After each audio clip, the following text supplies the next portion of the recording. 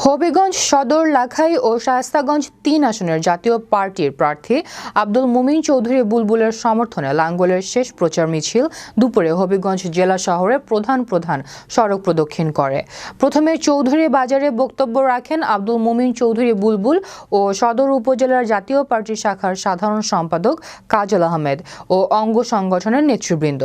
এ সময় জাতীয় পার্টির প্রার্থী আব্দুল মুমিন চৌধুরী বুলবুল বলেন, সরকারি দলের জন্য কাজ করা যাচ্ছে না, তারা পোস্টার ব্যানার ছিঁড়ে ফেলছে। পরে চাষিবাজার থেকে এক লাঙ্গলের সমর্থনে মিছিলে মুখরিত ছিল রাজপথ।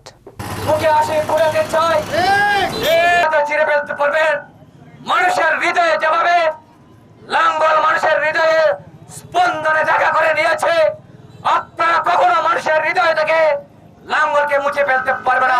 আমার কাছে এই জন্য রেকর্ড আছে বলে বলছি, আমি শুরু থেকে কিন্তু ধাক্কা খাচ্ছি, শুরু থেকে কিন্তু উচট খাচ্ছি, এইভাবে ঠিক নয়।